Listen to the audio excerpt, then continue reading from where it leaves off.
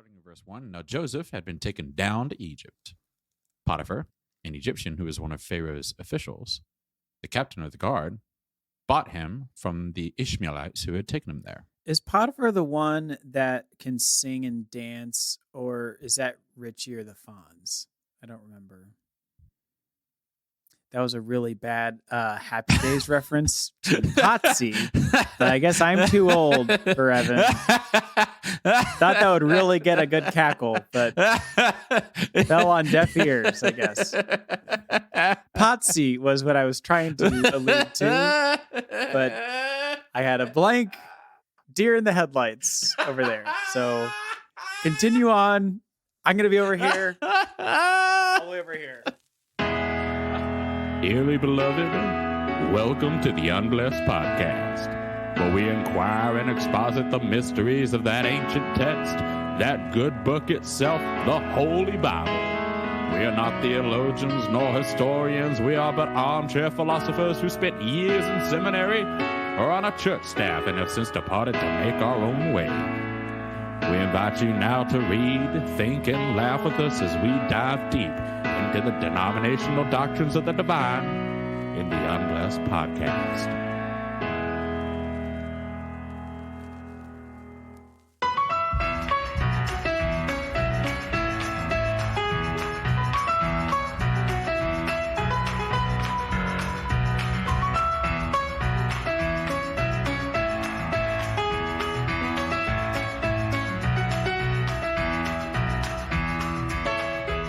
Hello, everybody. Welcome to the Unblessed Podcast. My name is Evan. And I'm Scott. And we are two ex-leather-bound Bible daddies. Scott, did you ever have a leather-bound Bible? I was sweating for a little bit there. No, I did not have a leather-bound one. Well, I did kind of trip into that. You made the point though, and you stuck the landing. Thanks. I guess technically leather bound. I have one right here that's leather bound. But you mean the Bible carriers? Like the zip carriers? Did you ever those? Oh, no, I don't mean things? that. Oh, God. Remember those dorky things? Goddamn trapper keepers for nerds. For worse nerds. Yeah, no, those were the absolute I most never had insane, one of those. ridiculous things. I never had one of those. I just had a leather-bound Bible, usually. That was it. I was gifted one in first grade. Did you have like a Bible ceremony at your church growing up? When I was a senior in high school. Jeez, a senior. We were reading Bibles when we were in primary school. They didn't give us, they couldn't afford Bibles and they were like, you got to make it. You've got to. They're like, we got to see a diploma.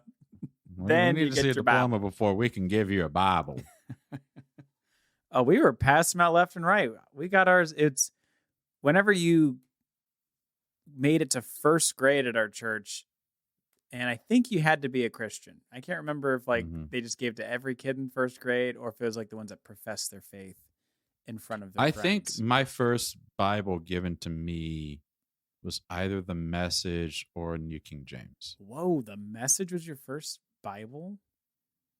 The Methodist church that I went to when I was a kid, the Message version was very big. Oh yeah. A lot of controversy though. Yeah, a lot of controversy. It was never meant to be read like other Bibles were meant to be read. It was meant to just be kind of like, this is a summary of what's going on.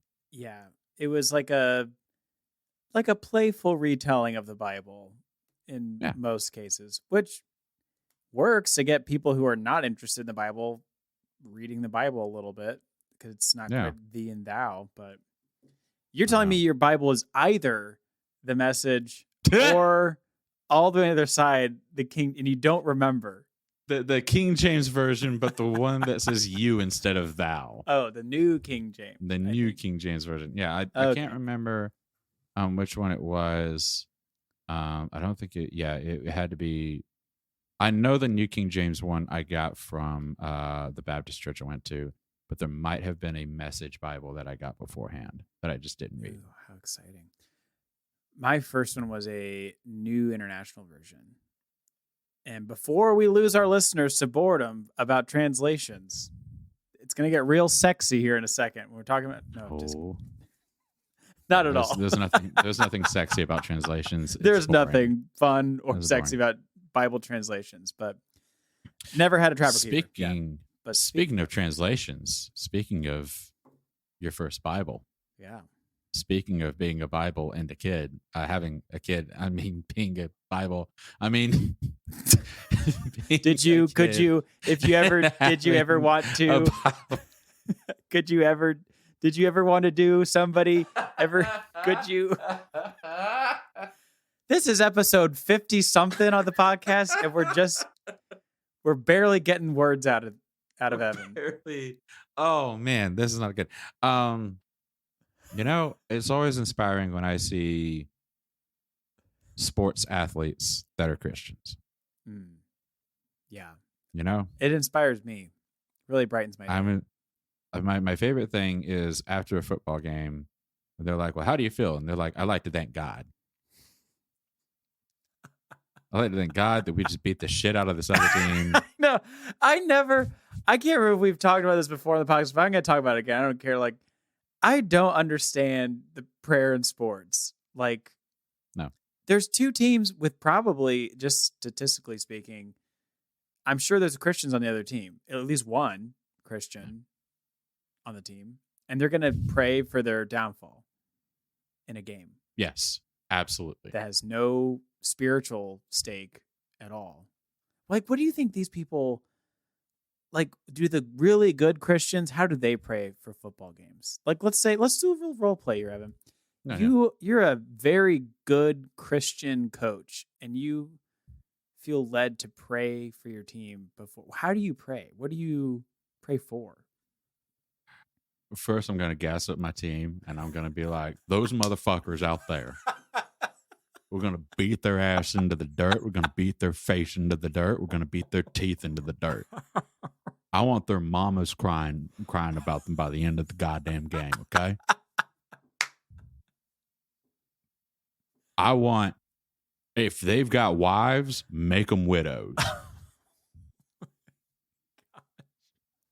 And then I put my hand in the middle and I go, all right, everybody, who's father? Our Father. Who's heaven? Our heaven. Our heaven. No, his heaven. Who's bread? Our bread. Our bread. Oh, that reminds me of Last Chance U. And I've been that is exactly where I derived it from. Yes, those each coach. Verbatim.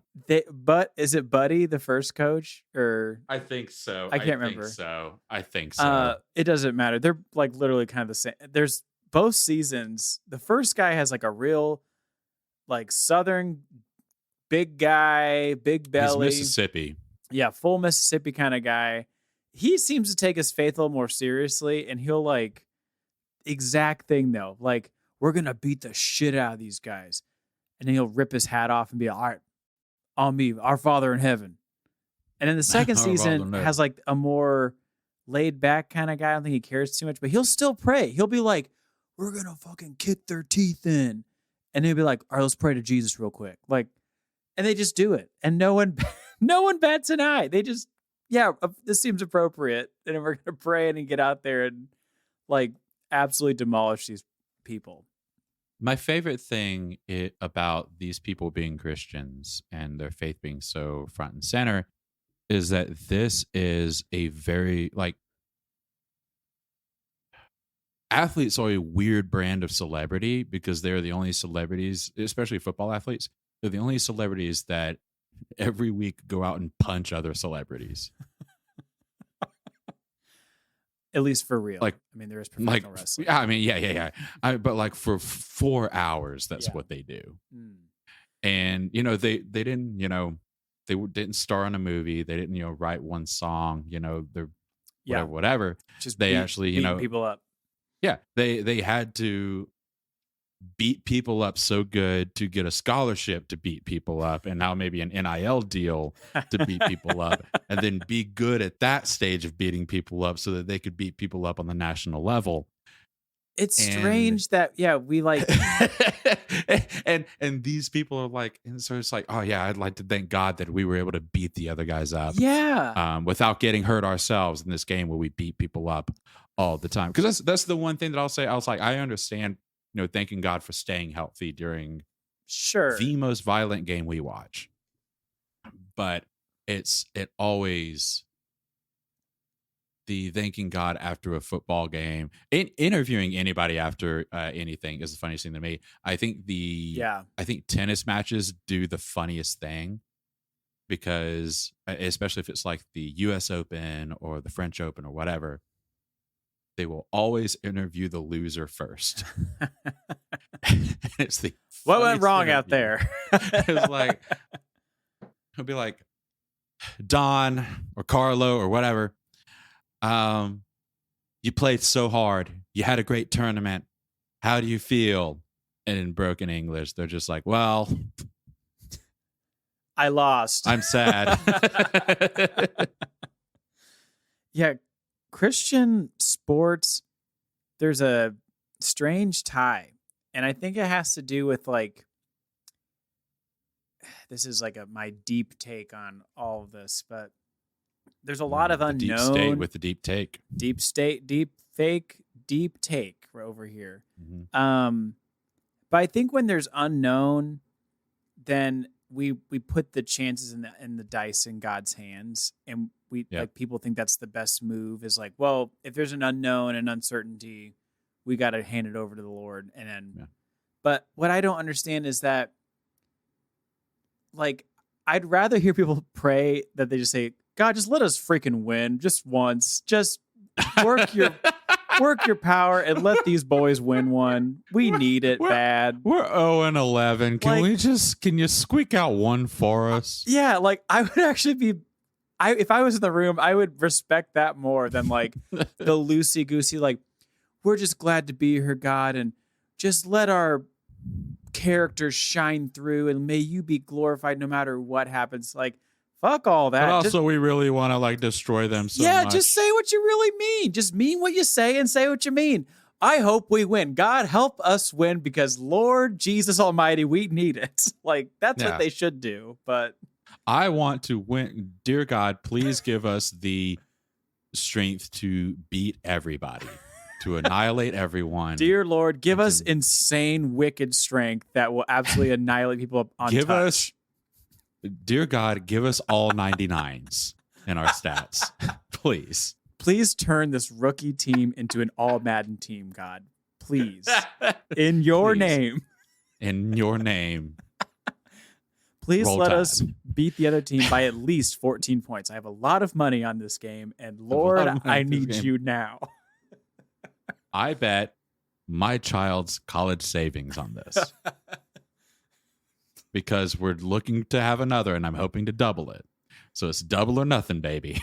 Please raise Dan Marino from the dead. I know he's not dead, but he practically is. Please raise him from the dead and make him quarterback of this team and bring us to the state championship. Please turn Peyton Manning into a 17-year-old so we can have him on our team. Dear God, please let Ray Lewis come back for another year just for our team. Just for Oak Mount High. Just for Oak Mount High. Go Beavers. So he can slaughter these other 16-year-olds. Please, dear God, don't let us get caught having Ray Lewis, a full man, pass as a sophomore linebacker. How old are you, son? 16. Full Ray Lewis. Full Ray Lewis back there. Dear God, please don't let us get caught sneaking J.J. Watt in as a lineman for our team. Amen. See, that would be a better use. We promise we'll never say another curse word again. Our whole offensive line will be at youth group next week in the band if we can score. Oh, man. Please. Could you imagine if somebody prayed that and then Ray Lewis showed up to their high school? I felt drawn to be here. Bam! Oh, God. Whoa! And at the end of Oak Mountain's High's football season, there are 17 dead and 31 injured. The first 200-point game only by the defense. You just pick up and carry the quarterback into the other end zone 100 times. The first game that ended in emergency vehicles taking people to the ER. Ray Lewis is also fighting the emergency responders on the field as they're trying to help the decrepit teenage boys. He punched a truck that came onto the field. See, this is the type of prayer we need, Evan. That's honest prayer. When I hear thoughts and prayers, this is what I want. I really do. Like, why don't Christians pray like this? Like, if it's like having a little magic, spell that you can cast at any point.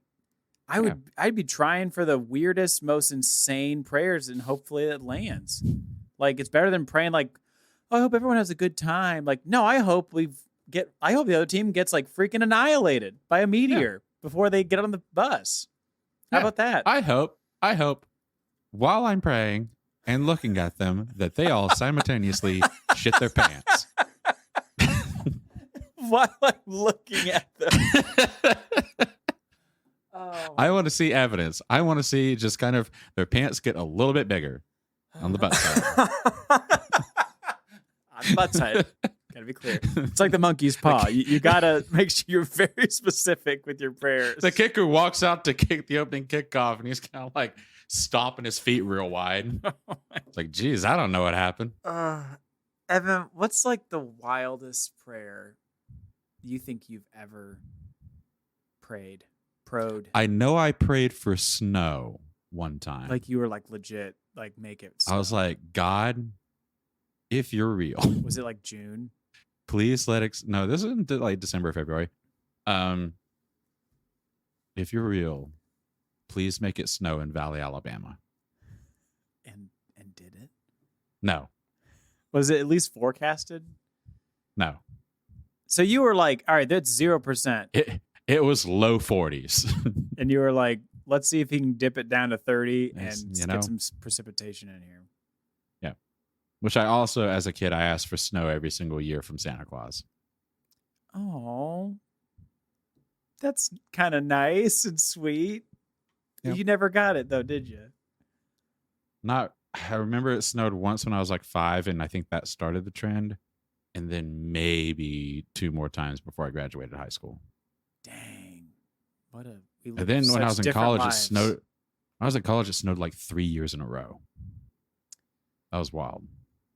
Well, strange business in the South. But global warming, more like, oh my gosh. Suck my dick, Al Gore. If you made it this far into the podcast, we're about to make it to the main topic. So just hang in there. Speaking of global warming, it's getting pretty hot in this verse. Yeah. Well, Scott, did you ever pray for anything weird? You ever pray for anything stupid? Oh, I mean, I definitely did a couple of those, like, if you're real, do something now kind of prayers. I don't remember specific things. I do remember at some point in my adult years when I was kind of getting to the end of my rope, I kind of did a similar thing where I was like, all right, I'm going to call a spade, and we're going to call this out because I knew my theology was, pretty strong, where I knew like God wouldn't answer, things that were apparently testing him. You weren't supposed to pray like to test God's power. So I was like, how can I like boy, what a fine print. Yeah. God can do anything, but you're not supposed to test him. But also not something that he doesn't want to do at that time. And it has to be within his, range. It has to be within his power and everything is within his power, but it's got to be within his will that is unknowable. Like exactly. And you won't ever know that, but you can try to pray and he might get around to it. It's got a big pile. You might get to know a little bit about it when you die if you ask him, but you probably you can spend forever asking about it. Yeah. But like you probably it's probably too much for you to handle. So, but we could never that was probably taught to you though. You could never like pray like test like, hey God, if you're real, strike lightning here. I'm sure your pastor's growing up would be against a prayer like that. Maybe. Yeah. I'd be like, hey, God, if you're real, make that football team shit their pants. Oh. Yeah, make that football team shit their pants right now. I need to see pee running down the head coach's leg. Oh my gosh. I remember praying something like that where I was like, I'm not trying to test you, God. Not trying to get you upset or anything like that. Not trying to ruin your day. Not trying to make it the worst day at anyone's job. But I think I was like, if you can just show me, just me. This is not for the fanfare. This is not for testing you. But I remember specifically, this might get a little too serious, but I remember specifically asking God, like, if you're real and I'm going to give this a chance, I'm going to need you the most, like, an absolutely inexcusable thing needs to happen. I don't care what it is, but it needs to be something that I know is you responding to this prayer. It could be a light turning on that's not supposed to be on. It could be someone calling me. It could be an email I received. It could be I walk into a room and there's a Bible in there. I don't care. I was like, but it's got to be something that I cannot explain, like, oh, I had the AC on, or oh, I actually left this light on. And I was like, I remember, like, and you have until midnight Eastern time. Because I remember thinking, what if I like wake up and something crazy happens, but it's like 12:05? I was like, is God on like Central Time?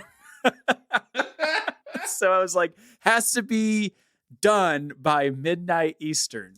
And then I just kind of like waited around and nothing happened. Rocco spoke.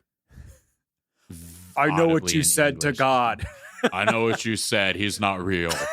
And he walked away. That would be so confusing.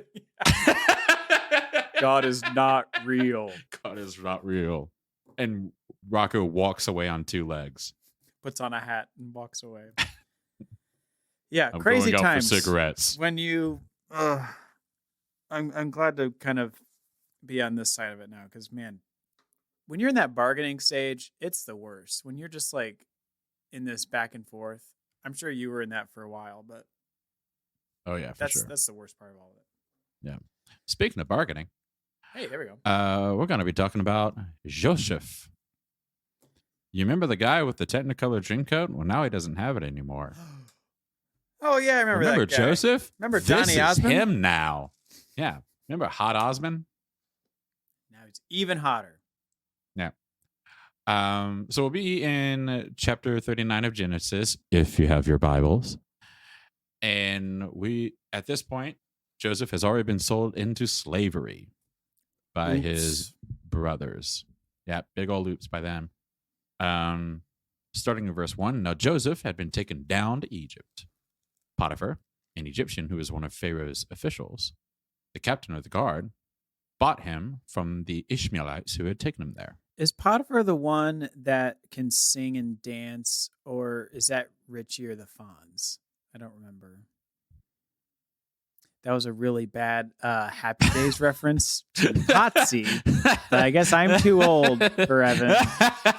Thought that would really get a good cackle, but fell on deaf ears, I guess.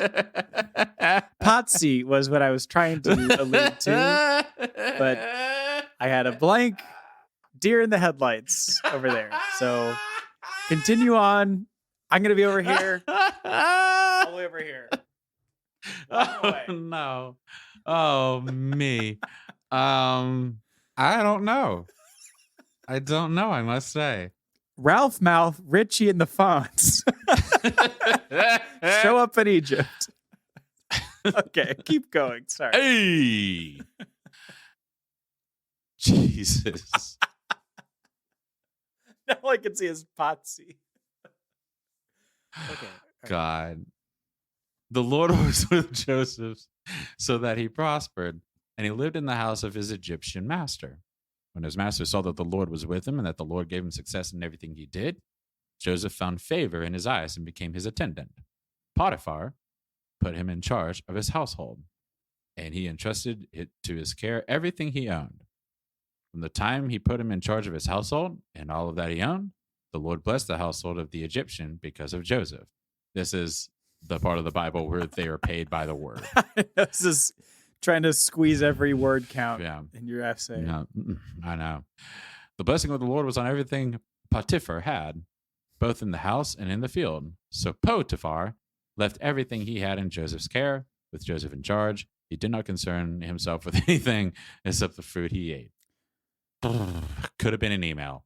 Now, Joseph was well built and handsome, and after a while, his master's wife took notice of Joseph and unzipped her dress and pushed up her bra and said, "Come to bed with me."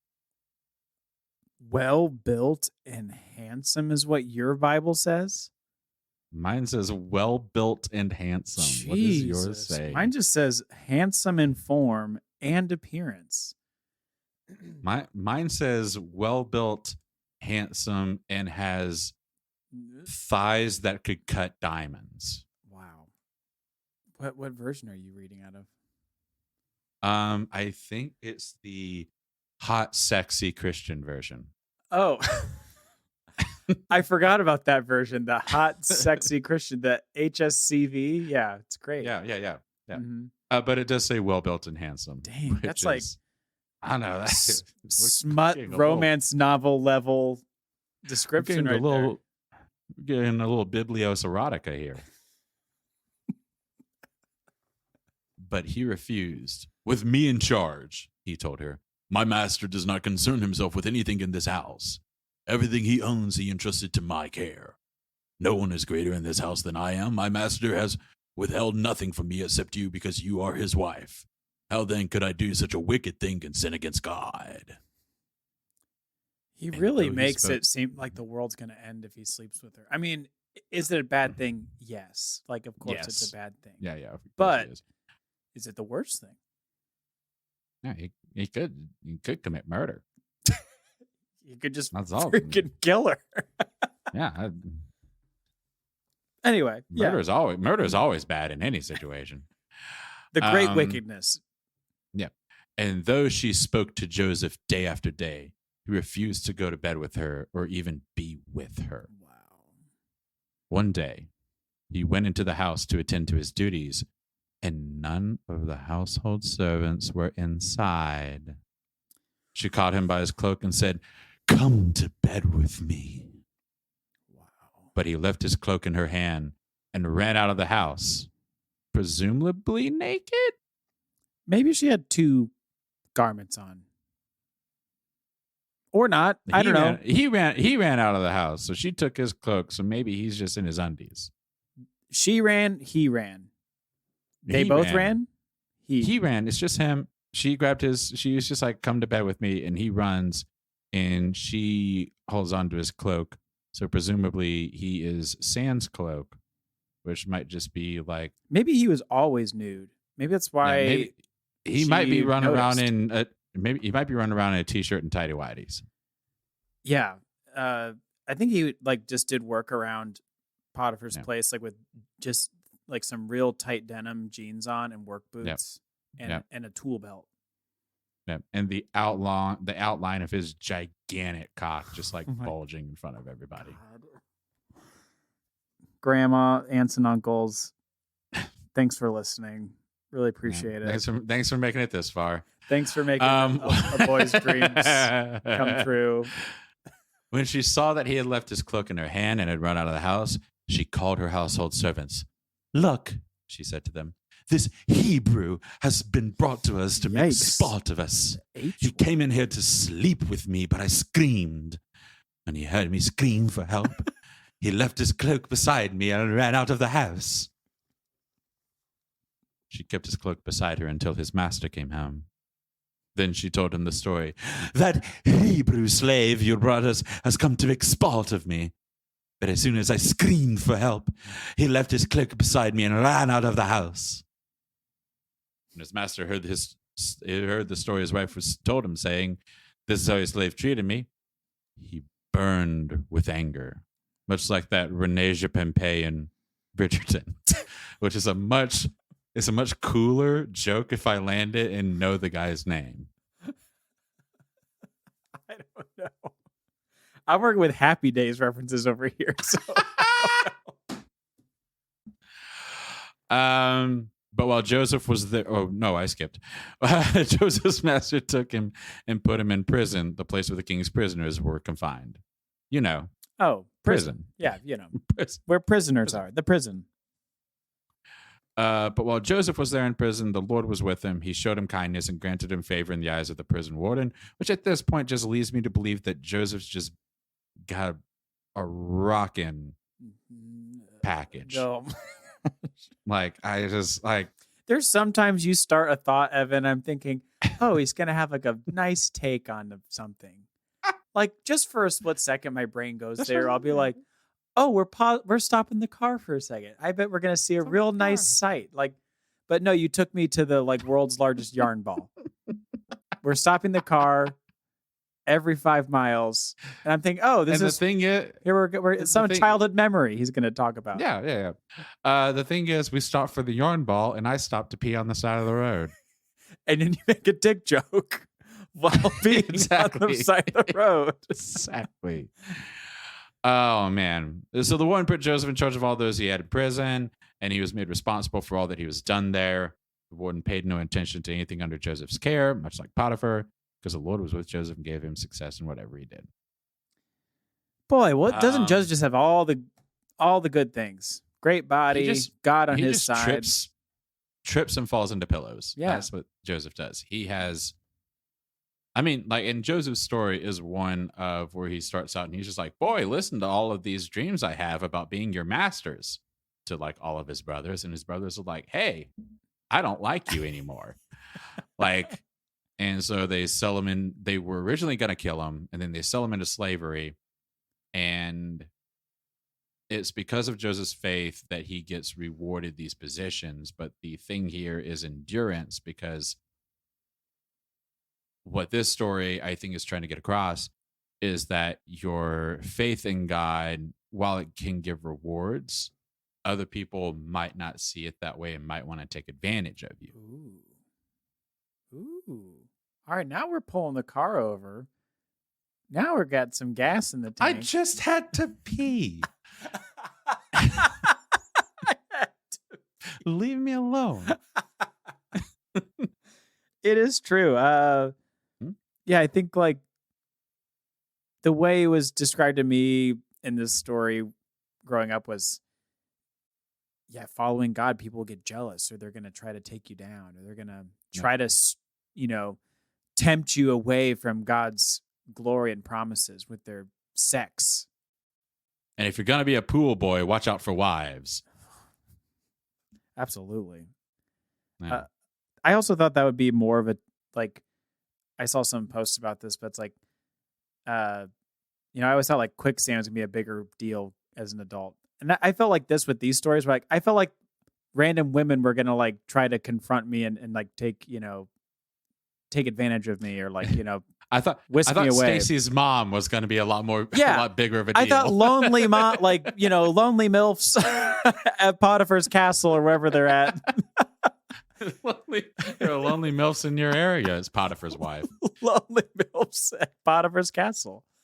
Yeah, I always thought like, oh, that's gonna be a trial, and boy, was I wrong. What is the theme? What is the vibe of the Potiphar's Castle strip club? Oh, it's a strip club too? Yeah, like, well, like, Potiphar's Castle is the name of the strip club. There's definitely a strip club named like Potiphar's Castle somewhere. Ooh.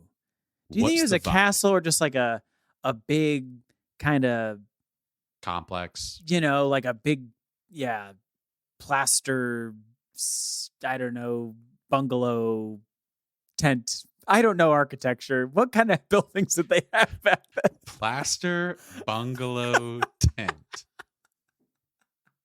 When you see the pictures of like the old temples, like they're just, like, what do you call those? Bricks, mud, clay.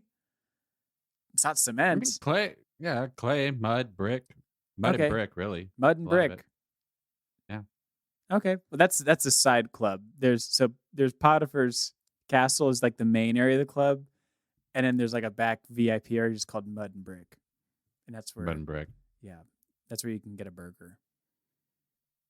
Oh,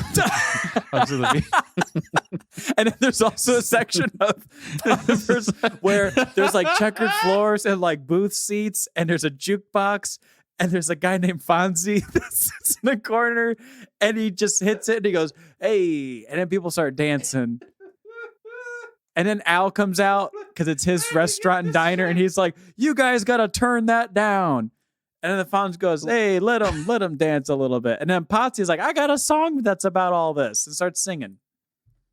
Let me get this straight. So Potiphar's Castle, the strip club. The only way to get food is in the VIP section, which is in the back, called Mud and Brick, which has hamburgers. Correct. There is also an addendum to this Potiphar's Castle. Yes. That is a black and white checkered floor diner that has a jukebox. Yeah. Yeah, it's called it's Owls. Owls. Owls? Owls? I'm forgetting my Happy Days Owls? trivia. Owls? Owls. Owls Toy Barn. Owls like the bird. Owl. No, owls. Owls. That's right. Owls. It's a Happy Days, but they're all owls. That's the next part. Hoopy Days. That was stupid. Anyway, we're so gone. We are so sorry. Base. This is so bad. Trying to get back to the original point of the passage. I think this is like leading a normal Bible study, though, isn't it? This is like, if anyone's ever led a Bible study, I know. This is kind of how it goes. You have an idea, and then people want to talk about Happy Days in football. And they're like, I think this is kind of like the one episode of Happy Days. Said no one in a Bible study. Oh, I bet they did. Excuse me. Said no one in a Bible study in the past 40 years. Yeah. Yeah, you know. Yeah. No, this is just about the endurance of faith, I think, is what this is trying to get at. And what the story of Joseph overwhelmingly is, if you're trying to take a moral approach to it, which you should, because like these stories, there's no evidence that they're actually true. There's no evidence that Joseph was an actual real person. Spoiler alert. What do you mean? That he's an archetype. He's not an architect. He's whatever you call him, an attendant of Potiphar's things. No, he's an archetype. Right. Well, that's like the female version of an architect. He's an architecture.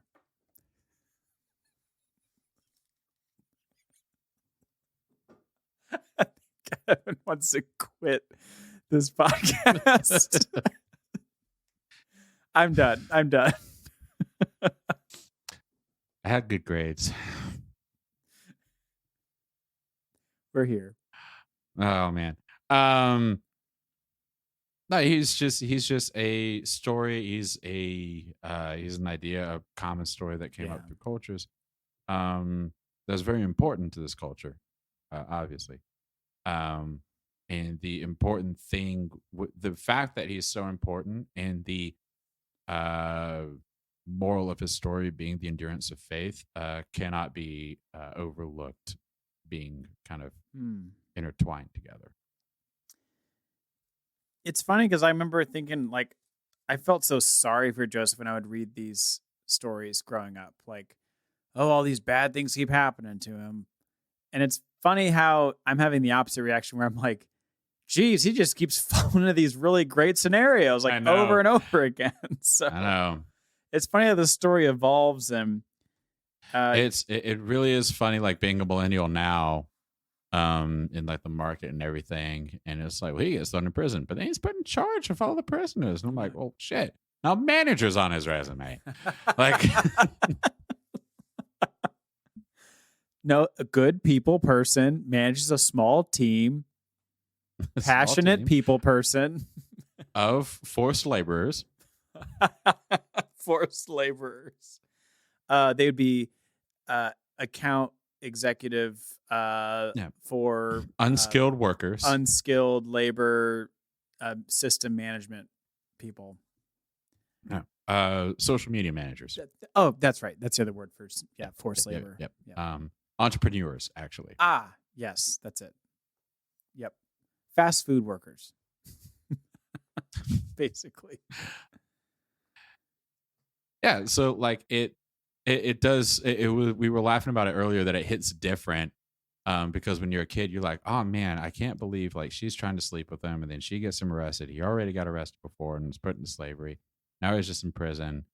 What's going to happen next with this guy? But as you're an adult, you're just like, man, what's dude going catches on? more lucky breaks. Yeah. And is that the whole point of the Lord in this whole thing? Is that God's just the lucky break over and over and over again? Like, is that what we need in our lives? Is the lucky break? Well, I think it's an interesting thought because he certainly is that way for Joseph. And whenever Joseph gets into a tight spot, that means that God's going to bless him. Now, let's remember that Joseph was already given dreams by God that he would rule over his brothers. So Joseph was preordained to have authority. That's a good point. It's almost like maybe Joseph was kind of an idiot and God was trying to get rid of him and was trying to like do all these things. He's like, oh, I did make a promise to him like 10 years ago in a weird dream. I had the wrong address. Dream was supposed to go to somebody else. Went to this guy and his brothers. And now he's trying to like derail him with like, I'm going to send Potiphar's wife after him. And then we can close this deal. No more. I was supposed to send this dream to a woman, but I think that's not going to happen for the next billion years. Billion years. At least not till the 1900s or so. Then we'll start. No. Yeah, we'll see. No, I think it's an interesting point that like he starts out, this whole narrative, this whole story with talking about these visions and talking about how he interprets them. And then it's just hit after hit after hit. But it is God who sticks with him and prospers him in those scenarios. So in anything that he does, he is given authority. Joseph is dictated from the beginning to have authority. How come if God should get all the glory, why does Donny Osmond get all the glory in the movie remake of this story? Well, God should get all the glory for Donny Osmond's body. Because that doesn't just happen.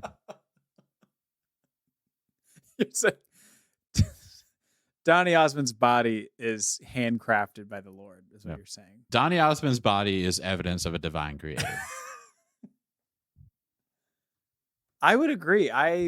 Yeah. It definitely that is proof of intelligent design. Definitely sexually intelligent, for sure. Sexually intelligent design. Yep. That's what I believe in, not intelligent design. God woke up with a half chub the day that he made Donny fucking Osmond. Oh, days. He woke up, the sun was shining, he was like, I made that. And he was walking around and he was like, you know what? I'm gonna make a hot fucking dude today. I mean, if God really did have all the time in the world to create everything, that was a part of my theology, was to explain why God made everything in like 7 days, was that it took forever. And so he did handcraft everything like for infinity. And then he like released it. So we don't see all the behind the scenes. So we don't see all the bugs. Exactly. Yeah, every 1, 2, 3, 4, 5. All right, that's enough. You guys didn't know like the first 14 drafts of people. How long do you think God took to carve Donny Osmond's abs in my theology? As I would say 10 times as long as it took Michelangelo to carve David. I would agree. Donny Osmond. And that's just abs. Yeah. We're not even going to get to the glutes. Don't even joke about those. Those are masterful works of art. Masterful. I think Donny Osmond was originally supposed to be the second coming of Christ, but we lusted after him too hard. Remember our theory about how God had other Jesuses before Jesus, but they kept failing? Donny Osmond was one of those, and he was one, and he was too good. He was too good. He couldn't shuck off enough ladies to make it. Those ladies were falling all over him. And he was just like, well, this. Also, getting crucified life. in the 70s is pretty horrific. So it's a good thing he didn't do it in the 70s. Yeah. The second coming of Christ. That would have made a lot of things better, though. I think if Donny Osmond was. I think if Donny Osmond was actually Jesus coming back, that would have made things a lot better. I would believe it. Yeah, I'd still be in the game, I think.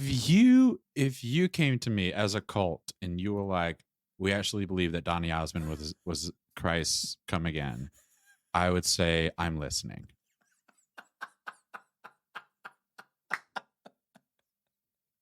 What's funny is like this cult would have had to start by somebody watching Joseph Tentacle and been like, wait a second.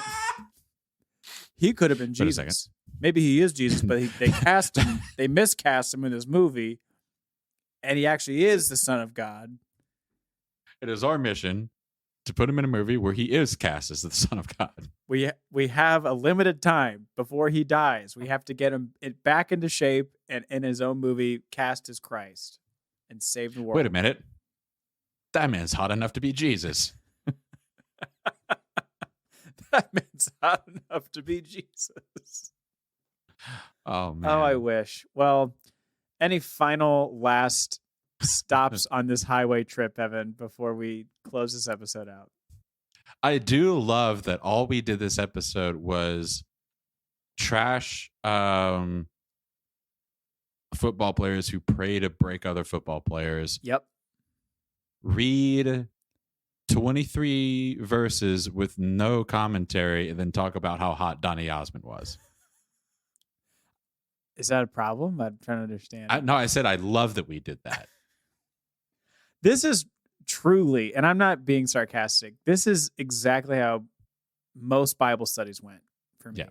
Like small talk at the beginning, and then it's like, well, let's talk about this. And it's like, I think Donny Osmond was pretty good. And then this is every Bible study is you kind of loosely pick a topic ahead of time. You're wildly unprepared, just like we are on this podcast, just completely out of the blue in most cases. And you're like, well, today's Bible study topic, we're just going to pick whatever.